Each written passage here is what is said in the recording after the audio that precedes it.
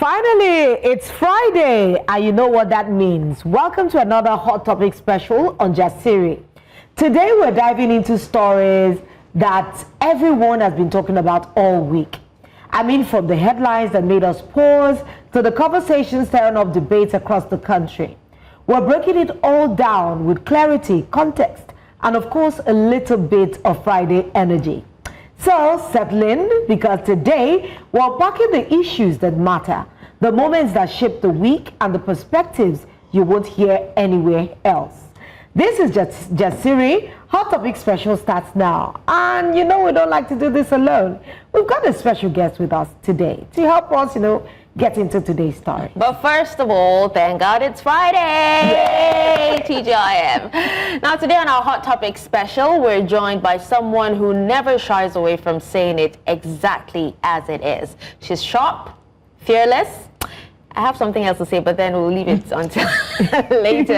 And one of the liveliest voices on talk radio right now. And trust us, whenever she sits down to unpack Nigeria's issues, you know that you're about to get honesty, clarity, and a touch of her trademark fire. And she joins and brings a lens that cuts through the noise. Let's roll the montage. I think I was disrespected by her pictures. Maryann, you look like a rich auntie. Yeah. And show me the way. Thank you. You would think she's fearless and strong and bold. I was excited when she said she's epic. I'm like, oh, that's my sister. Oh my God, please, could you allow us not have the yellow connect? We can have the black connect. Yeah, baby. Melanin topping. Nice. Love it.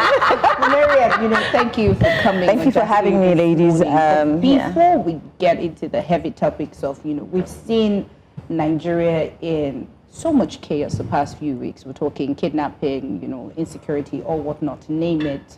People are back, people are not back. And for someone who's reporting, just like us here, how are you holding up? How are you feeling?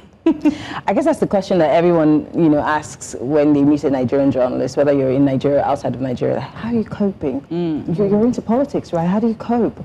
I think I speak for everyone on this table. Once you step into the studio or you're behind the microphone in front of the camera, you wear that professional hat, because whether you like it or not, your emotions cannot get in the way, and you have to analyze the issues. But for the benefit of your listeners, your audience, because you do not want your emotions to blur the lines, so you say it as it is, but it doesn't stop you from telling the truth also, because there's sometimes that you can clearly see that there's a ping pong game going on with our emotions as Nigerians, and certain people who are supposed to tell us the truth or point us in the right direction are not doing so. It is our place to say, look guys, we're not stupid, we're seeing these things play out. Tell us the truth. The people want to know what the truth is. So for me, that's what balances it out for me. Yes, every now and again, I feel like, oh my God, there's smoke coming out of my brain. But we stay the course. I will be here to fan the smoke. I like when pretty girl spits fire. Anyway, thank you very much, Maryann, for being with us. We're going to have a fantastic show. But let's start with some good news, at least. The schoolgirls that were abducted from the government girls' secondary school in Maryann in Kebbi State have been reunited with their families. It was quite emotional. But let's look at the reunion at least.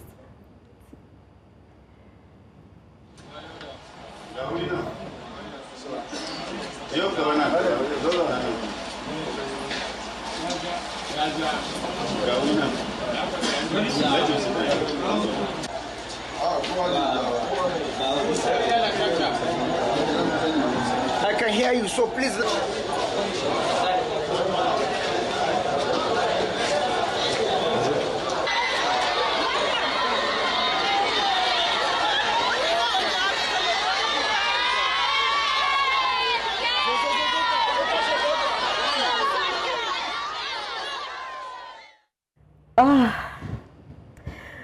Very emotional. I had goosebumps all over my body. This comes after the news of the release of the 38 worshippers who were adopted as well from Christ Apostolic Church, Eruko, in Ekiti, local government area of the state. But even as some families are rejoicing, more families are still weeping, anxious for the return of their loved ones. A 16-year-old boy alongside 6 girls were abducted from Gidan Bijimi in Kawu ward of Buari Area Council of the Federal Capital Territory. The girls were between the ages of 17 and 23 years. Let's not forget that about 253 children and 12 staff were abducted from St. Mary Catholic School in Niger State, and they remain in captivity. It was reported that bandits threatened to shoot a child who was crying, putting a gun in her mouth, telling her to keep quiet. And let us not forget the families this morning, like that of the family of Venerable Edwin Achi. The Kaduna Anglican Diocese announced his death while in captivity after being abducted with his wife and daughter in late October of 2025. Reports state that a ransom was demanded. Something was paid only for the kidnappers to send a picture of his corpse. His wife and daughter are still being held. Oh, such a really sad incident. Now, these incidents, as we all know, are no longer isolated. You know, they're becoming a tragic rhythm in our national story. And, you know, there are also 11 people, including a pregnant woman, you know, abducted this week in Kwara State, in case you had no idea. And another 11 in Ekiti State, and at least 10 people, including women and girls in Kano State. Maryann, before I ask you the question, right? I'm tired. Nagaji. Like, I know for how long I've been speaking on insecurity, you know, on air. It's draining. It's really, really draining. Now, people will say, Anna, wata. That means you're not even done with this one. Something else is happening. You know, it just keeps coming and everything. Yeah. But then speak to us. I know you've been speaking to security experts and to Nigerians as well. What's the general sense of how people feel about where the country is security-wise? Great question. Because my show is basically a immediate feedback kind of show, so you get to feel the pulse of the people, and generally Nigerians feel like they've been left all to themselves, and that's why if you pay attention, there's this push for people to carry arms and protect themselves, even though that's against the Constitution and our laws, obviously. But people are exhausted. The number one duty of every government anywhere in the world is to protect lives and property, and it seems that that's not the priority of our government, unfortunately. Yes, they tell us one thing, but then they do something totally different. We hear every day when the government says, oh, we're doing everything in our power. Even the police will tell us, we'll leave no stone unturned. It's become, I mean, it's so draining, and the average Nigerian has lost faith in the government and every person that represents the government, and that's something that the government must deal with. In other words, do something about the way Nigerians are feeling, which means make sure that they feel protected. And if you don't feel protected, you don't feel like you have a government. Speaking of, you know, the Kebbi girls, I spoke to our correspondent who is in Zamfara at the moment, who is in Kebbi State at the moment, by the way. And he did say that, 11 girls were released out of the 25 that were abducted. And I asked him what is being said about the rest of the girls. And he said nothing for now, but then that they've returned them to their communities. But people are asking questions the same, but they picked all of them in Maga town. So why are they being, you know, returned to the community? And is there evidence? Is there proof? We do not know where the girls are at the moment. Again, it takes us back to what I said. People do not trust in government anymore because government tells us one thing. And sometimes, especially for people like us who are journalists, we don't just listen to what they're saying. We have to read between the lines and then listen to what's not being said. So, for example, they picked them from Maga town, and then you're sending them to which communities? For example, they're saying they're closing down all of these schools. They're no longer allowed to build schools in areas that are, you know, far away from the city. Why do we even have ungoverned spaces in this country to start with? Every time we have elections, there are polling units in those places, but they're ungoverned spaces. And then at the end of the day, we have these huge numbers that they churn out on election day and say this person won in this place and this place. They're not telling us the truth. And I think we need to begin to ask those questions as journalists. We need to keep pushing, because government can't tell us one thing and we're seeing a totally different thing on the ground. And this is not, it didn't start today. If I take your minds back to what happened in the Dapchi and the Chibok girl situation, we were given different numbers. Journalists on the ground were saying that's not the issue. You know, the defense headquarters will come up with, you know, there were too many things that needed to be synergized, and we still don't have that synergy today. No. So I think that the government has a lot of work to do. There's a lot of Mr. President's plate. It's not enough to say, I'm sending you to Kebbi, I'm sending you to Zamfara. It doesn't work, sir. We can't keep doing the same thing over and over again. It's stupidity, it's madness, and it must change. You know, sometimes I'm looking at this has become so recurrent that we're rejoicing over the return of the Kebbi girls. We're very happy about that. But some will say that, okay, is this not like a smoke screen? That they want you to focus on this and forget the other. Right. So that goes back to what Dashin said, that with the spate of kidnapping, it seems as if this is just like, okay, just take a little thing and let's focus on that and rejoice and forget about what is really important. Is that the stance, or is that what the government is trying to make us do? Because it's like the picture is too wide, it's too big. The crisis is deeper than where we're looking at it on surface value. I totally agree with you. The elephant in the room is that Nigerians are hungry. The situation in the country is that we do not have good governance. We're yet to taste, feel, and enjoy good governance. And what is good governance? It starts with protecting us, making sure that our roads are good, the borders are safe. I mean, there's a very good friend of mine who is an investigative journalist. Shout out to him. Fishaya Shoyombo did a very serious investigative journalism about, guns that are coming into the country, and people were named till today. The Inspector General of Police has swept it under the carpet. The Controller of Customs has swept it. The presidency is yet to speak about it, whatsoever. and they move on like nothing's happening. But guns are coming into the country. They keep catching. I mean, I remember back in 2015 when guns I think they were stopped somewhere in Turkey or South Africa. Till today, the Nigerian government has not done anything about tracing and tracking where those guns were coming from, who paid for it. Nobody. Okay, so a few days ago, we're going on a break soon, but a few days ago in Zaria, a truck was passing and bags kept falling and there were bullets, right? So the Senate just spoke about it, and I think I heard him say that, Senate President say that the truck has been held down. Nothing. Even the police gave up at some point. Anyway, I know we want to continue this conversation, but we're going to go on a quick break, because by the time we return, we're going to be looking at what Nigeria, how their response to insecurity that keeps rising in the country just keeps going up. Jasiri continues in just a moment. We'll be back. and welcome back. This is still Jasiri, not News Now. Insecurity in Nigeria has been the main topic of discussion for a few weeks now. Their mothers, fathers, brothers, sisters, children, loved ones being held by bandits, terrorists, whatever you want to call them. And how is the country responding? Nigeria's President Bola Ahmed Tinubu has officially declared a state of emergency on insecurity following the recent wave of mass kidnappings, killings, and terror attacks across the country. Under this emergency directive, the president has ordered mass recruitment into the police and armed forces. Specifically, the police will recruit 20,000 new officers, bringing the total current recruitment batch to 50,000. The president has also approved using NYSC camps as temporary training depot to fast-track the training of recruits. He also ordered the withdrawal and redeployment of officers currently attached to VIP guard duties, and for state governments and the National Assembly to begin reviewing laws to allow states willing to have state police to establish them. NYSC camps. Interesting. I thought we have like empty bushes. Why don't they cut those bushes down and use them as training ground? Well, they have to train in a safe space. In a safe so space. NYSC camps are safer than the bushes.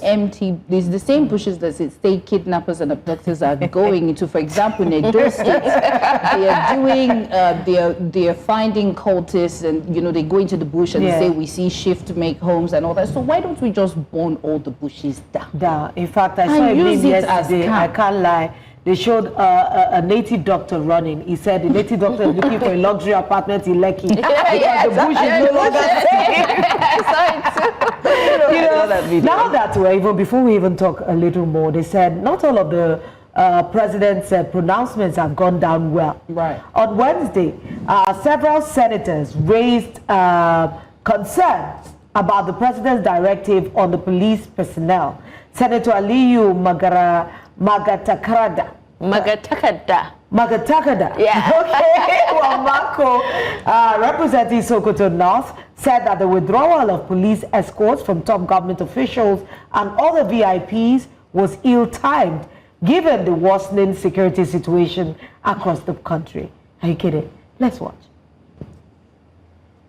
I'm afraid I have to disagree with the idea of withdrawing police aids to VIPs. That is going to present another danger, because the VIPs are going to be next target, and the government will come back and revise the policy. You see, Mr. President, the number of military attached to retired generals, there are too many. Let's do something there as well. Not only the VIPs, because there are also VIPs. President. All right, a report published earlier in November by the European Union, an agency for asylum, found that more than a quarter of Nigeria's estimated 371,000 strong police force, about 100,000 was assigned to the protection of politicians and VIPs rather than to tasks serving the general population. On Thursday, the Inspector General of Police, Kayode Egbetokun, held a strategic conference with senior police officers. He also confirmed the withdrawal of police officers from VIPs and directed the increased deployment of personnel for enhanced national security. Before Queen comes up, right? I was actually about to say, no one talks about how it is where they are at the moment. They're very comfortable, the police, personnel. Yes. Would it be as easy for them to leave where they are to come out to fight? Do you need more proof that these people do not really care about you? When they said that the senator was speaking, I'm wondering that these are elected officials that people elect from their constituency, representing their interests. One individual from each constituency. He's saying, are they telling us that their protection is more important than their constituents, than the people of Nigeria? Have you seen some that are assigned to protocol, to VIP personnel, carry bags of their wives and umbrellas? Yes, and umbrellas. I did see one that was doing rank and then holding the bag and... No, they call them orderlies, right? Lola, but this isn't the first time that police personnel have been withdrawn. Too many times. No, they have been so many times. Even the IG actually, alluded to the fact that this is not the first time, but this time we want to be very serious about it because, we need the men on the ground. But let me shock you guys. I was watching Senator Alindume yesterday on television, and he said, which withdrawal, that there were so many of them still gathered around at the Senate. That he saw them, that that Mr. President needs to be serious about those. But exactly what I'm saying. Exactly what I'm saying. We're now waiting for them to be serious about what they said. So that while we're waiting for seriousness, that is why we have a trust deficit with our leaders. Yes. We have a love-hate relationship. It is a toxic relationship that Nigerians have with their leaders, whether it's their governors, their members representing them at the State House of Assembly or at the House of Representatives, or their senators, because they tell us one thing and they do the other. And until we are both on the same path, there's a synergy. You tell us one thing and we see you doing it. You see, there's that phrase that we want to... It's best to be seen to be doing good. Right. Our leaders we don't need to just see them. We need to be sure that they are doing good in our interest, not in their interest. Right. Because who put you there? You're one guy representing so many people, and our interest should supersede your interest as opposed to... And I'm not saying that we should leave them out to the rules and, so that people would attack them, but I'm saying, do you know how many Nigerians have died in a decade? Since they started, and every time they talk about it, they just talk about it. Has become numbers. Have you realized that it's just numbers? We've reduced it to numbers. No more value. I know what even hurts the most is the fact that even their children have personal security. Meanwhile, normal Nigerians don't. And now, speaking to on my other show, The Conversation, I spoke to a security expert, and he said the mistake that Nigerians make is that they think the police was actually formed to protect Nigerians in the first place. It was formed for the elites, during the colonial era, and absolutely. It's still what's going on. Absolutely. It's funny how they say it's formed for the elite. Have you seen the livelihood of police people?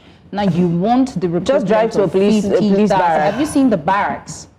Have you seen the way they live and their children? So how do you expect those people to come protect you, even protect the elite when they are hungry? Yeah. You know, when we want to talk about police welfare, I still said it on the show yesterday. I said civilians are advocating for security agencies. We're advocating for better welfare for them. Many of them say the firepower that they have against some of these terrorists cannot be compared. Yes, no, but how is it that it is civilians that is fighting for them? We have a government that should do better. Right. Now we are negotiating that, for the good of the people, they're withdrawing security agency from some VIP. It feels as if you're pulling pacifier out of the mouth of the baby and you're facing resistance. And because you want to give the baby breast milk, right, which is better for the child. You know, sometimes when we look at the issues of Nigeria, you're wondering that, where have we gone wrong? Because if the country, this Nigeria is what gives them legitimacy. Yeah. The fact that they have a people to be leading. Yeah. If there are no people, where do you want to? What kind of governance would we have Now, if we're still discussing this insecurity in Nigeria? We're still discussing insecurity to this extent. But of course, now we're no longer talking about adults. We're talking about children. There's another idea from how, for how Nigeria can handle the insecurity that has come, and it came from, the lead pastor of Kingsway International Christian Center, Matthew Ashimolowo, on Thursday.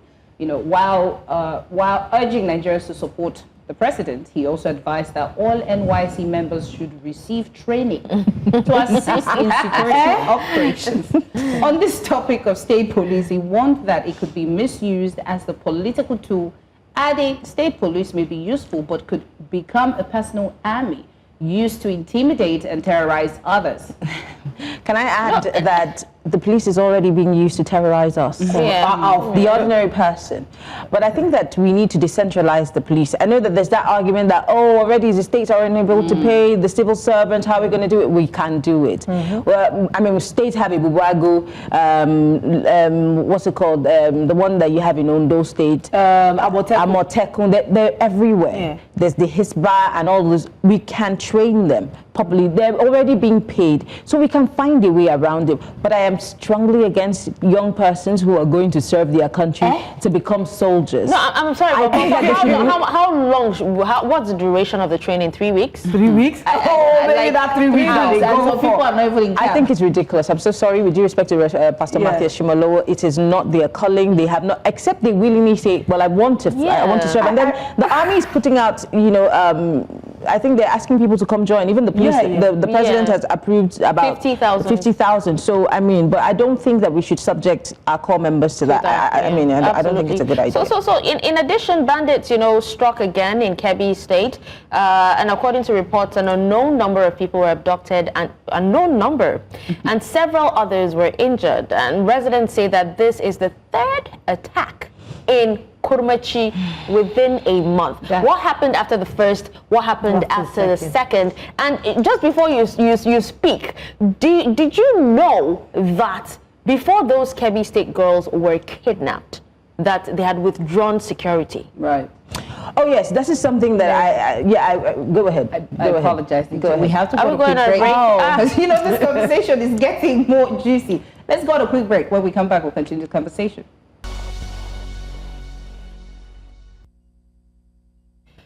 Thank you for staying with us. It's still hot topics here on Jasiri, and we still have Maryann with us in the studio. We're having so much fun speaking on, insecurity. It's kind of fun talking about it, getting to hear, air your views and your thoughts, and but then it's not fun what is happening in the country. Now, let's talk about one of the most heated conversations in the country right now. That's the call for responsible citizens to legally own firearms.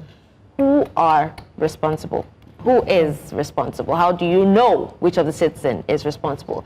But then this debate came alive again on Wednesday when the Nigerian Senate adopted a motion asking the federal government to review the Firearms Act so that law-abiding Nigerians can own guns for themselves or for self-defense.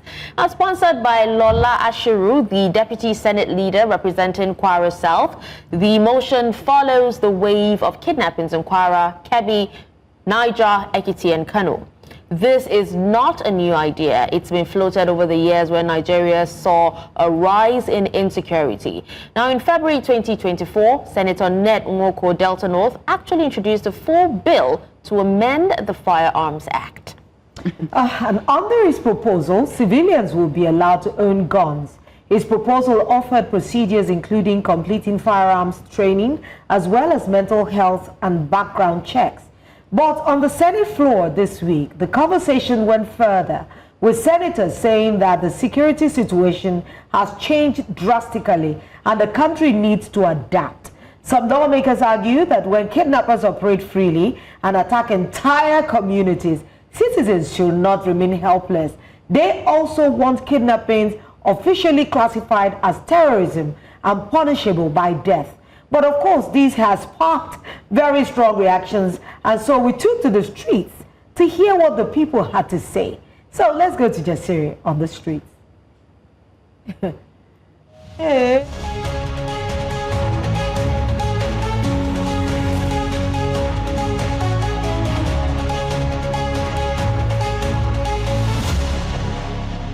I think it's right for Nigeria to be carrying arms, gun, legalized gun. For these incessant killings, Fulani herdsmen, you know, they are ravaged everywhere. So for me, federal government is right for them to legalize gun. Me as I am, so that before they will kill me, I will kill them first. With the way things are going, I believe that the citizens should be allowed to own guns, to be able to defend ourselves. So let's everybody be secure. Since our government can't secure us, so let's secure ourselves now. It should be legalized so that some people can, those that can afford it, unquote and unquote, can use it to protect ourselves. Since our government is not protecting us because of all the mention of all the herdsmen killing this person, we've just been hearing they've been released, this one have been released. Who released them? Nigerians should not be allowed to carry guns. Since we have police, army, we have Air Force, we have those that are having gun, be licensed. But if you should allow individual to have gun, there will be a lot of killing. Even the fact that it's not legalized, we still have miscreants carrying guns during elections and so why not? Let's legalize it. Concerns we might have is the fact that some people might just use it anyhow, like misuse it. When they get angry, they can use it because some people have anger issues. Before you can give out gun, they have to go through medical attentions. They will check their mental health, whether if they are okay in their brain. Because they can use it and fire any of their family member. You can see what is happening in the US. Most times you see people bring out their gun, fire everybody. Because of that is the consequence of giving arms to some people. We are not licensed to own guns. Some people just like injure people when they are hungry and a lot of things. So that is one of the concerns that we might have. You know, there are some people that are not mentally okay. When you give them gun, they can go and fire anybody. They will see their enemy, they will fire their enemy without doing them anything. So the owning of gun is important. And there are some certain things that there are some certain individuals that you cannot give license to. To me, I don't think Nigeria to be allowed to carry guns. Because one, it's going to worsen the situation that we have on ground now.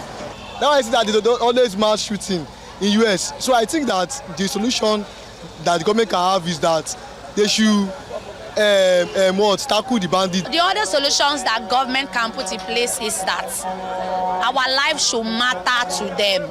They don't care about us, and it's showing. The only solution that will solve this Nigerian problem is for them to seek help from US or other European unions.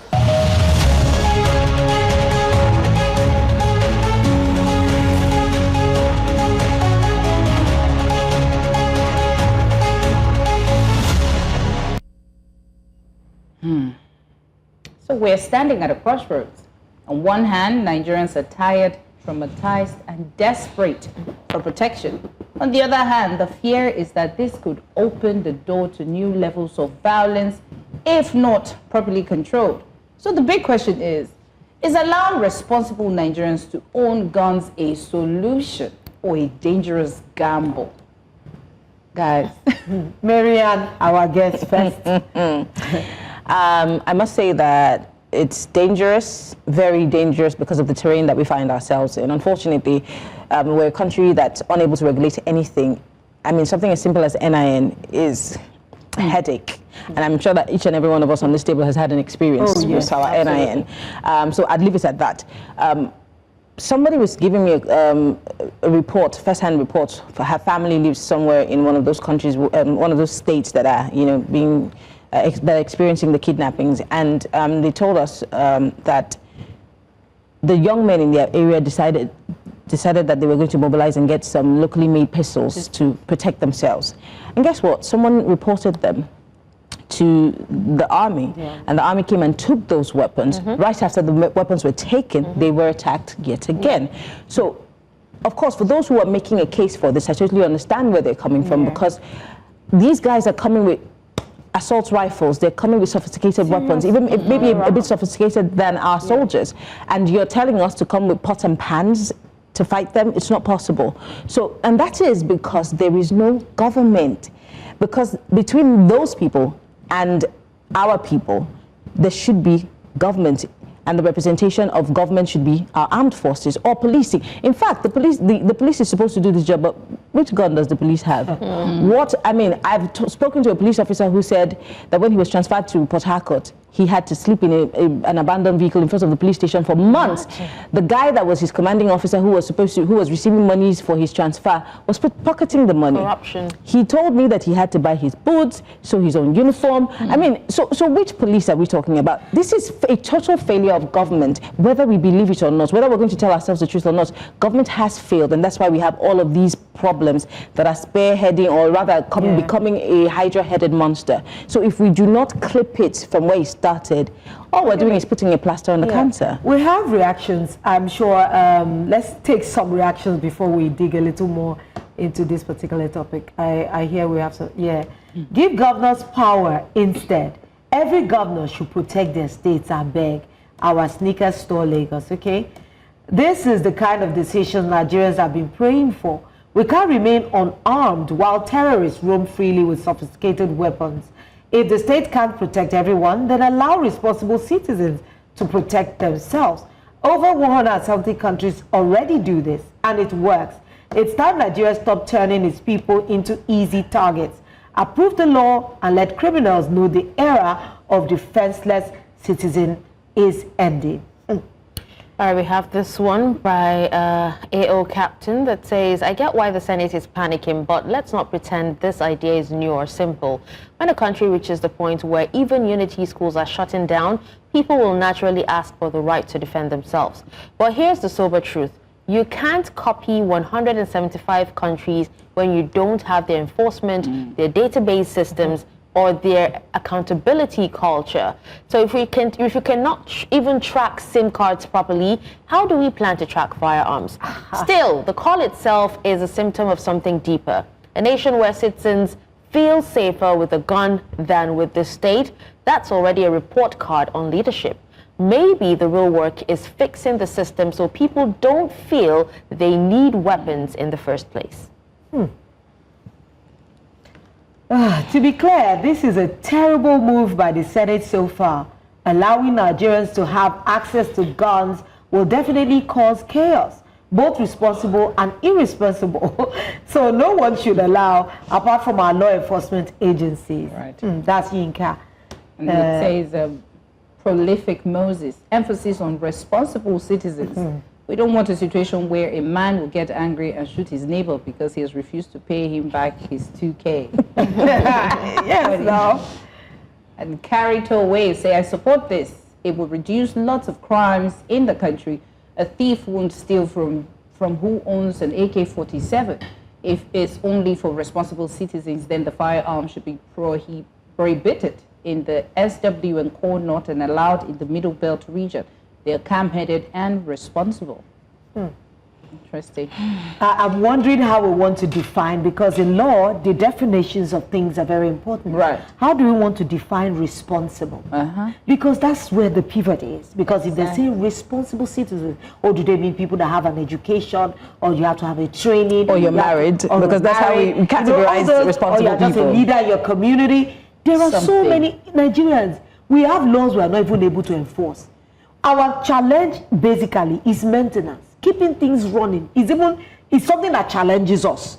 Not to talk of how do we, even police stations are not even well Keaton. Let me shock you. I interviewed someone who used to, he's I think a doctor, and he's done some research on the Nigerian police.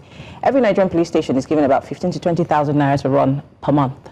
What sort of 50,000 yes, what would they do with that? They can't pay their NEPA bills, they cannot sweep them up. Quote me, what sort of policing are we looking for with 20,000 naira to run a whole police station? You're going to buy fuel. That's why when you call the police, they tell you they don't have fuel. Yes. What can 20,000 do? Can 20,000 fuel your tank? How? Exactly.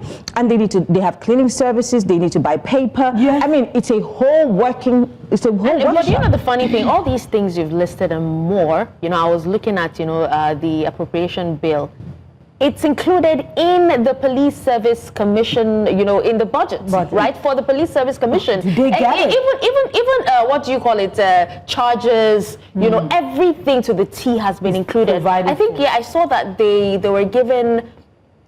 budgeted, is it over 5 trillion naira this year alone? So what are they doing with all that money? When it comes to budgeting, I like how we just put figures in trillions and millions, and there was a report about women affairs, how they complained about not having basic amenities, and the minister responded, still included in the budget. In the budget that you guys are running in billions, it's not making sense. In trillions, not billions. You throw the budget at us, and then we're looking in real life. We can't see it. A budget is paper. There is something called putting to work the budget. That is where the challenges are. What do you think? Where do you think corruption comes from? Because the money, all this money they're being budgeted for, is hemorrhaging. It's going through channels that you do not even want to know. Actually, also, I hope you know that the 2024 budget and the 2025 budget is running concurrently. Yeah. See, do you know the funny thing is, time is actually running really fast. We're having so much fun. With insecurity, it runs very fast. Honestly, we have so much to talk about. I even have so many questions. But then we'll have to go on a break. When we come back, we'll definitely continue this conversation. Stay with us. Sorry, Lolo. I'm really sorry. I just have to say this, and I know everybody has been thinking about it, right? They say life meets you at your level of audacity. Have you seen the bandits who go on TikTok, on social media to speak to people? In fact, I saw one yesterday wearing a police uniform. Yeah. That some girl was talking to and asking that, will you come and kill us? Will you come and, oh my God. Yeah. For him to even have access to the police material. In most cases, they kill them. They kill them and take the uniform. They impersonate the police, the military. We also heard of the attack on convoy of the former governor of Anambra State, Dr. Chris Ngige. Yes. One person was left dead and several others injured. And reports say that the gunmen were dressed in police and military uniforms. They opened fire on the pilot vehicle, killing a policeman and going away with his rifle and his uniform. However, the former governor was not in the convoy at that time. It's not today. I like the end at that time. At that time, it's not today. We're talking insecurity, and thank you very much for staying with us on Jasiri. It's really a dire conversation. It's very disheartening, and it's all women on this table, and you can see how this affects everyone personally. It's just not. It's something else. It's something else. Anyway, a man's got to eat is a popular saying, but the meal at the presidential villa is putting the Senate in the spotlight yet again. I know, calm down. Please calm yourself down. They're not buying a Trebi this time. Or building a library. To celebrate or building a library. The First Lady, Oluremi Tinubu, has graciously invited Senate President Godswill Akpabio and other members of the Senate to a dinner scheduled for today. So it's Friday. Today. Oh, finally. The dinner apparently is intended to serve as an interactive session to foster meaningful conversation.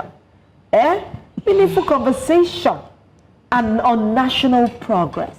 While they dine on a 3-course meal, maybe pepper soup for starters with some bread, freshly baked agege bread, or would it? You're making it worse. Or brioche. Lolo, you're making it worse. Did they send you the menu? Did you see Did you get the menu for President all excited, talking about this? Did you see it? Let us look at it. Hey. First Lady of the Federal Republic of Nigeria. So this is like an invitation by the mother to the children on a Friday. So I wish you sumptuous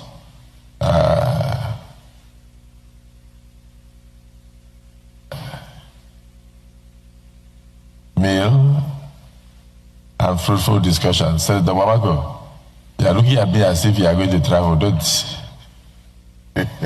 This is very important. So we all meet there on Friday.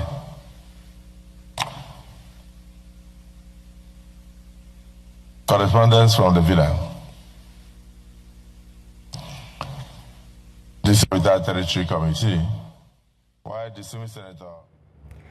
Honestly, I feel like singing one Yoruba song. I believe in when he said an invitation from mother to children. Yeah. Listen, I was heading there. So see, aside from what is coming across as an ill-timed and tone-deaf dinner from mother to her children, this week it was also announced that Nigeria was going to attempt a Guinness World Record for the world's longest dining table. Wow. The plan was unveiled at a joint press conference by the National Institute for Hospitality and Tourism, represented by its Director General Abisoye Fagade and the Minister of Art, Culture, Tourism. Tourism everywhere. Tourism.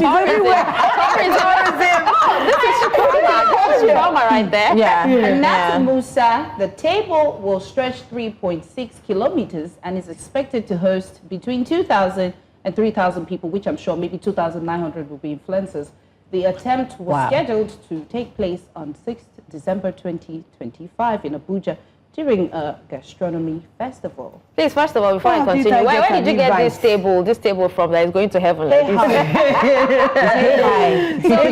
I just wish I was a carpenter right now. I'm the one that was contracted to build the table, or I'm the one that did the table cover and the table setting. Nigeria has moved from what they're supposed to focus on to try and beat Hilda out of a Guinness Book of Records. This attempt was scheduled for next week. On Saturday, but it has now been postponed to a later date. It means they're still thinking about it, and apparently following consultations with key local and international partners, they described as an Olympic gastronomy event. The festival aims to break a Guinness World Record by hosting the world's longest dining table, showcasing the diverse culinary offerings from Nigeria's 36 states and the Federal Capital Territory.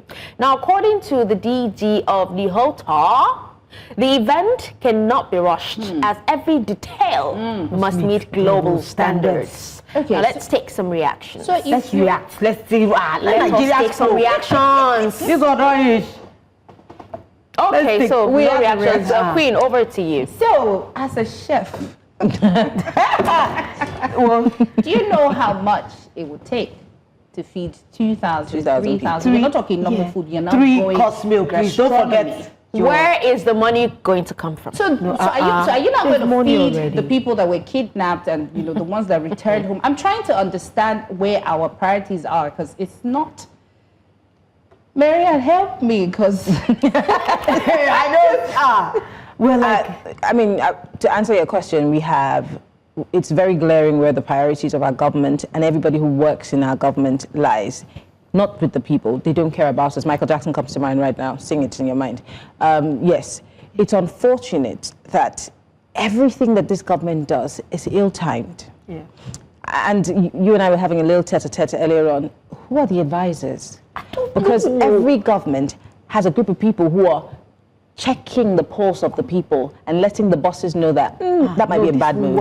Yeah. That's why you need a PR team. And I think the Senate President needs a good PR team, because every time he opens his mouth, Mr. Senate President, something is coming out. Do they even need advisors? Because, shouldn't they learn from, being in government for so long? Why do you ask that question? They don't learn. If we have had to deal with the same situation with Dapchi and Chibok in 2025, we're running around in circles, and this wilderness might be more than 40 years. Honestly, I just feel very bad, because everything that I can see about insecurity, it takes me back to the time when President Jonathan was still the president. And it's as if the playbook is the same playbook that is being used. That was the time that all this rise, everything came about. When it was Buhari's time, it chilled down a little. Now we've picked up the same handbook. And nobody can read the handwriting on the wall. It's very tiresome. And I think Nigerians are smarter. With due respect to what you think, I think Nigerians are now smarter. We now know that this is a game and we're the pawn in the game. So it's time for us as a people to say no more. You work for us. You will do as we want, or we'll show you the way out. That's it. I hope that would be the testimony. Well, how many more of us have to die for us to start behaving that way? We need to put our foot on the ground. Yes. We need to. And unfortunately, it's so, I wish the time was stretched. But that's where we're going to leave it today on this Friday edition of Jasiri. Maryann, thank you so much. It was my pleasure. It was my pleasure. It was just so refreshing watching you talk. Today's conversation on insecurity in Nigeria is one we simply cannot afford to ignore. The realities are tough, and the impact is personal, and the consequences touch every corner of this country. But understanding that the problem is only the first step. Right. Holding our leaders accountable, demanding clarity, and insisting on a response that actually protects citizens. That's the task before all of us. As we head into the weekend, let's remember that behind every headline on insecurity are real people, real families, and real communities trying to survive and hoping for better. Nigeria deserves safety, Nigerians deserve peace, and we must keep pushing until that becomes our reality. We'll see you again next week.